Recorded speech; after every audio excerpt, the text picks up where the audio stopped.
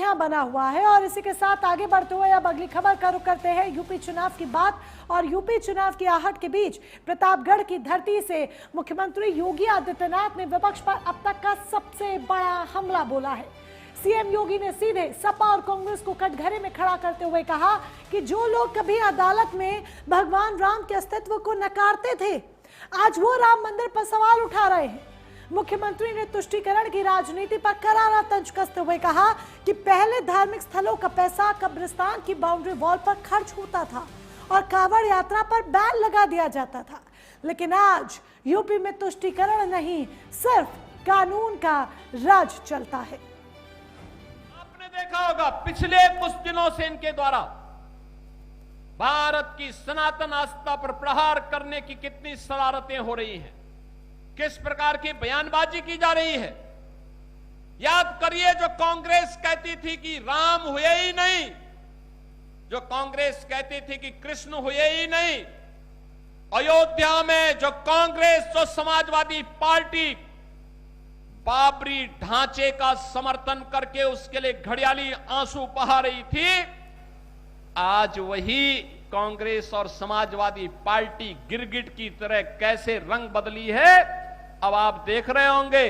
अब कह रहे हैं अयोध्या में आस्था के साथ खिलवाड़ हो रहा है। पुराने विवादों की धूल भले ही वक्त के साथ बैठ जाती हो, लेकिन सियासत में कोई मुद्दा कभी पूरी तरह पुराना नहीं होता। चुनावी राजनीति में पुराने बयान, पुराने रुख और पुराने फैसले समय समय पर फिर से चर्चा के केंद्र में आ जाते हैं। प्रतापगढ़ की धरती से मुख्यमंत्री योगी आदित्यनाथ का ताजा बयान भी इसी राजनीतिक परंपरा को नई धार देता नजर आया। दरअसल सनातन आस्था पर कांग्रेस और सपा के पुराने रुख को याद दिलाने के साथ साथ सीएम योगी ने तुष्टीकरण की सियासत पर भी विपक्ष पर जमकर हमला बोला।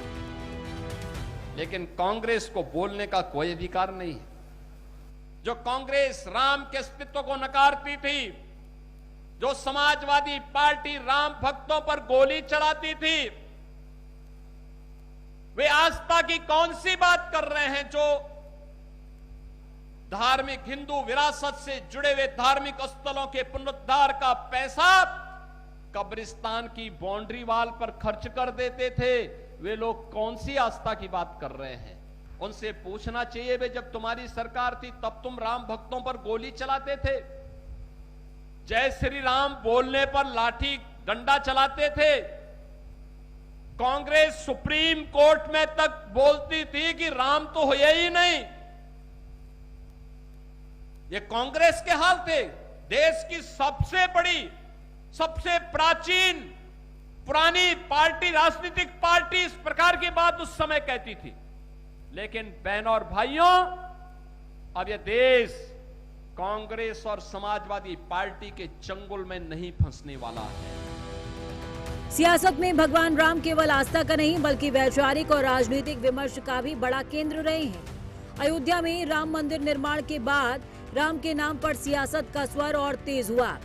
सपा की सरकार के फलसफे को बयां करने के बाद सीएम योगी यही नहीं रुके, बल्कि उन्होंने राम और कृष्ण को लेकर सपा और कांग्रेस के रुख पर भी करारा कटाक्ष किया। जहां पर कन्वेंशन सेंटर बनाया जा सकता था, जहां पर किसी राजेंद्र मौर्य जैसे किसी गरीब व्यापारी के लिए दुकानें और व्यापारिक प्रतिष्ठान बनाए जा सकते थे, जहां से वह अपनी प्रतिभा और अपनी कारीगरी का परिचय देकर के दुनिया को देता, इन्होंने वक्फ के नाम पर उस लैंड को कब्जा करवा करके बेच करके, और कुछ चुनिंदे लोगों ने वक्फ के नाम पर उस लैंड का वारा न्यारा किया है। एक भी बार कांग्रेस और समाजवादी पार्टी बोली नहीं, एक भी बार बोली नहीं। अयोध्या के बारे में तो मैंने पिछले दिनों ही कहा था, अयोध्या में श्री राम जन्मभूमि तीर्थ क्षेत्र न्यास ने उत्तर प्रदेश सरकार से एसआईटी के गठन की बात की थी, और मैंने कहा था एसआईटी दूध का दूध और पानी का पानी करके रहेगी।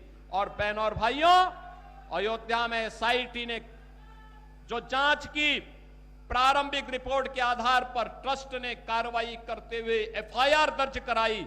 एफआईआर के आधार पर जिनके खिलाफ साक्ष्य थे, उसके आधार पर कार्रवाई भी हुई है। लेकिन मैं कहता हूं, वक्फ के नाम पर समाजवादी पार्टी और कांग्रेस के लोगों के मुंह पे फेविकोल क्यों लग जाता है? क्यों इनका मुंह बंद हो जाता है? कैसे ये लोग हिंदुओं के धार्मिक स्थलों पर हिंदुओं के द्वारा दिए गए पैसे का दुरुपयोग कब्रिस्तान की बाउंड्री के नाम पर करते थे? लोकतंत्र की नदी में सियासत के दो किनारे होते हैं और दोनों ही किनारों का नजारा अपनी अपनी विधा, सुविधा और दुविधा से हर राजनीतिक दल देखते हैं। देश के सबसे बड़े सूबे में शुमार यूपी चुनाव की दहलीज पर खड़ा है और सीएम योगी विपक्ष के सारे हथकंडों और बयानबाजी को राजनीतिक स्टंट करार देते रहे हैं। बहनों और भाइयों, आपने कांग्रेस, समाजवादी पार्टी, बहुजन समाज पार्टी और इन तमाम अन्य दलों के दलदल को देखा है।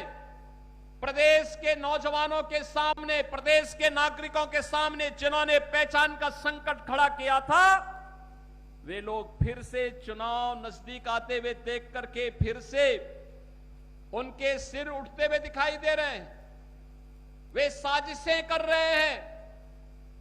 आज जो प्रगति दिखाई देती है, आज जो पहचान के संकट से मुक्ति मिली है, उपद्रव से मुक्ति मिली है, आज जो उत्साहपूर्ण वातावरण यूपी के अंदर है, आज जो यूपी की प्रगति है, यह प्रगति इन विपक्षी दलों को अच्छा नहीं लगती है। राम मंदिर और सनातन आस्था पर विपक्ष को कटघरे में खड़ा करने के साथ ही सीएम यही नहीं रुके, बल्कि प्रतापगढ़ के विकास के लिए करोड़ों की परियोजनाओं की सौगात भी दी। साथ ही बीपीएससी परीक्षा में प्रदेश का मान बढ़ाने वाली बेटी को सम्मानित भी किया। मंगलवार को प्रतापगढ़ के दौरे पर पहुंचे सीएम ने कई परियोजनाओं का लोकार्पण और शिलान्यास किया। सीएम योगी ने 384 करोड़ रुपए की 111 परियोजनाओं का शिलान्यास और लोकार्पण किया। साथ ही सीएम योगी ने बीपीएससी टॉपर श्रद्धा पांडे को मंच पर सम्मानित किया। सीएम योगी ने श्रद्धा पांडे को आईपैड भेंट किया। आपको बता दें, श्रद्धा पांडे बीपीएस टॉपर हैं। श्रद्धा प्रतापगढ़ की रानीगंज तहसील के पचरास गांव की रहने वाली हैं। श्रद्धा पांडे ने 20 जून को बिहार लोक सेवा आयोग की परीक्षा में 593 अंक हासिल कर टॉप किया था। विकास से विरासत को जोड़ते हुए प्रदेश के हर जिले में यूपी सरकार ने बेहतर काम किया। साथ ही कानून व्यवस्था में भी जबरदस्त परिवर्तन आया है, क्योंकि बेहतर कानून व्यवस्था किसी भी प्रदेश की पहली जरूरी शर्त होती है। कानून व्यवस्था के अभाव में ना तो निवेश आते हैं, ना ही नीतियां सफल हो पाती हैं। मगर सीएम योगी की अगुवाई में प्रदेश ने जो कानून का राज कायम किया, उसकी मिसाल आज दूसरे राज्यों में भी दी जाती है। Bureau report, prime news. और चलिए इसी के साथ बियॉन्ड हेडलाइंस में आज के लिए बस उतना ही। इजाजत चाहेंगे आप। देखते